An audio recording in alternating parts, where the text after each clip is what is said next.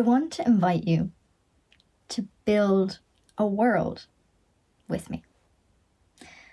Because the world that I live in was designed and built for you. The timeline for disability inclusion hasn't been linear, and it differs by jurisdiction and where you are in the world. The medical model, which was the first phase of disability, is in the lived experience for many of us. In this era, people were defined by their medical condition. A stigma was attached to them and often whispered in communities and in families. The solution was to take disabled people out of their homes, to frame them as burdens on their families and communities, and to put them in care homes and institutions. In that time, we then built a world as our economies and democracies grew, never once asking disabled people about their needs or accommodations. Gradually, our thinking changed. We created structures to bring disabled people back into communities and homes, but we did it through a lens of charity. The challenge with that is by rooting it in charity, we offer independence with generosity, not with rights or dignity. With the UN Convention on the Rights of Peoples with Disabilities, those rights are now protected. And disability representation is beginning to be measurable and quantifiable, but action and conversation, they're often hindered because we don't know what to say, when to say it, and out of fear of causing offence or saying the wrong thing, we say nothing at all. So let's have a conversation. My name is Sinéad Burke. I'm an Irish educator and a disabled woman. Disability can be visible or invisible. It can be inherited, like mine, or it can be acquired. It can be permanent, like mine, or it can be temporary. Disability spans from physical to learning disabilities, to chronic illness, to disease, to addiction and mental illness, to autism, and to being deaf or blind. The disability population is over 1 billion people, and with a pandemic, and thankfully an aging population, our community is only growing. And after all, we are all only temporarily non-disabled. I have achondroplasia, which is the most common form of dwarfism, and the language that I'm most comfortable with is little person. That's how I describe myself. I am incredibly proud to be disabled. Disabled and disability are not bad words. They fill me with pride and a real sense of community. My disability is one of my identities that define me. In the same way of being Irish, being a woman, and being white. These things shape my expertise and interests, and it frames my perspective on the world. Your identities shape who you are too. But what do we miss out on when we only design places and spaces for the few? Well, ideas, innovation, problem-solving, perspective, and people. I'll give you an example. There is a mapping software that most of us use almost every day. You and I are physically different. But if we ask the app to map our journey with the same starting point and finishing point, it will preempt the same walking time. For you and me, that's kind of wild because they have access to data and information stored on my phone that measures my gait, my height, my weight, my average walking speed, and the number of average steps that I complete each day. In a data-centric era, why are they not using that information to amend the algorithm and say, hey, Sinead, do you fancy a coffee? It's 4:00. If you want to walk to get a coffee, the closest shop is about 24 minutes away from you. But if you send your brother, he'll get there by walking in 15 minutes. That innovation could go further. As I'm on my way, that map could highlight the coffee shops that are most physically accessible, offering the coffee shop 100% conversion rates. The engineers aren't deliberately trying to limit my access to caffeine. They just don't think about these things. because they don't have to. But the disabled market has a value of 1.7 trillion US dollars per year. And if you add in the discretionary income of their family and friends, people who are going to be influenced by work around inclusion and accessibility, that's approximately 8 trillion US dollars per year. We're missing out on opportunities to build better businesses, to create more inclusive solutions, and to design more equitable societies. But with so much to do, it can feel overwhelming. So where do we begin? In your storytelling, I'd like you to practice asking a simple question. Who is not in the room? Meaning, whose perspectives haven't been considered and what identities are not being reflected in your campaigns, in front and behind the camera. Visibility and representation have power. In 2019, I got to be the first little person to be on the cover of Vogue.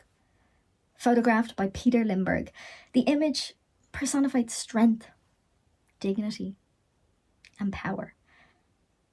A new narrative for a body like mine. Walking past the newsstands and seeing that cover, it's a feeling that even now I find difficult to articulate. But the best parts came in the days and weeks afterwards, when parents and disabled adults sent me photographs of themselves clutching the magazine and telling me that they now believed that they could do and be anything. Being a conduit for their dreams is a privilege, but it's a role we can each play. Asking who is not in the room and finding ways to bring those voices and perspectives to the table creates meaningful campaigns, accurate representation, and better innovation in the products we design. It also pushes us towards a more equitable world where people feel safe and proud just to be themselves. That's a responsibility we each hold. But what does it look like in action?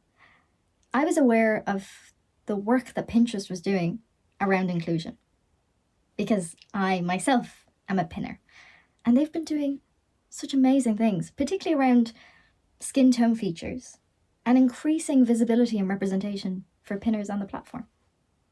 So when we began talking about this event, I felt comfortable asking them about how they were considering accessibility. The response was refreshing. They explained that they would have captions, which is a step that so many often forget, but they asked me what they were missing and if we could work together to design this space to be more accessible for all of you. They invited me to the table, asked me to co-design with them, and provided the resources to preempt success. We began with your invitation. We asked you if you had any specific accessibility accommodations. Did you notice? We also made an internal commitment as to how these accommodations could be met. The design team considered the colour contrast in the branding, ensuring that those who are blind or have low vision could participate. We engaged with the event production team, mapping out if we needed to change the platform to ensure that captioning and sign language interpretation were possible. We spoke with wider teams at Pinterest to ensure that accessibility wasn't something that we considered just for today. But how do we evolve it and implement it in the company workflow? How do we use Pinterest's influence and learning to help guide you? We have some ideas, and today we're going to show you a board that we have been creating, a resource that's a starting point for you, your work, and your business. But we're not giving it to you. We want you to design it with us. What have you learned? How can you add to it? Because accessibility is an adventure that requires a commitment to learning and improving constantly.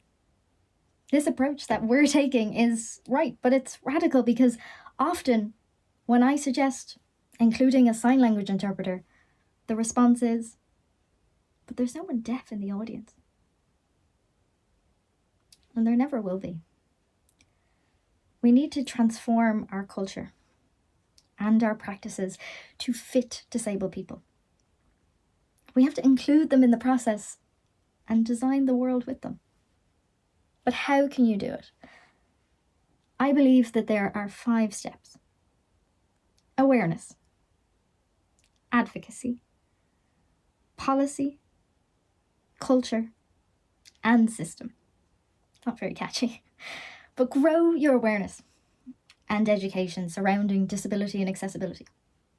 Follow disabled advocates online, read books and articles written by disabled people, listen to their podcasts, change your vocabulary, and begin to instigate conversations.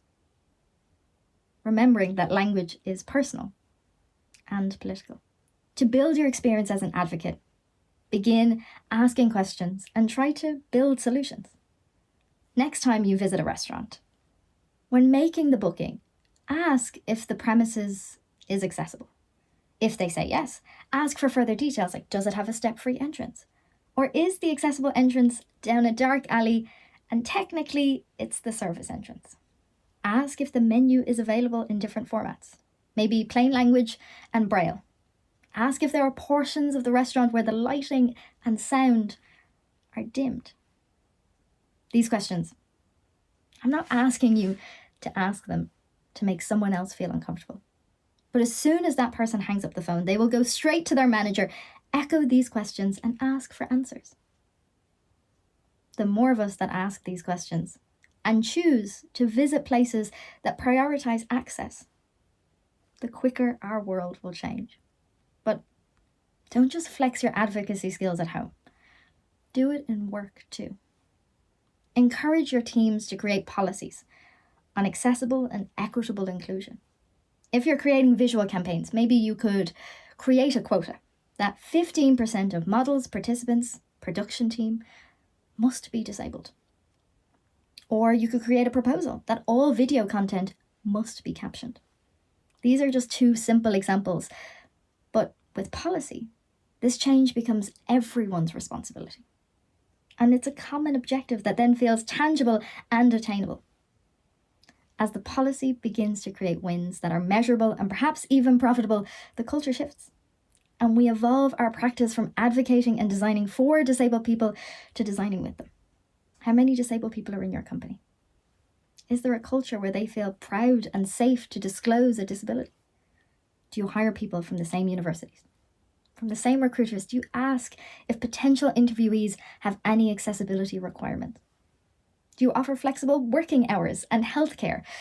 These cultural changes add value to all of our experiences. But this takes time and it doesn't happen overnight, don't worry. And perhaps you need help from a disability consultant. I know a really good one.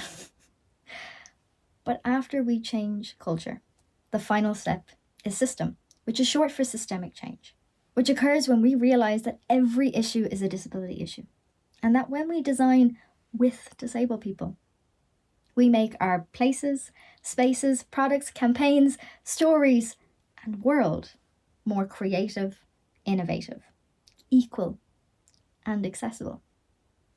So, I want to invite you to build a world with me.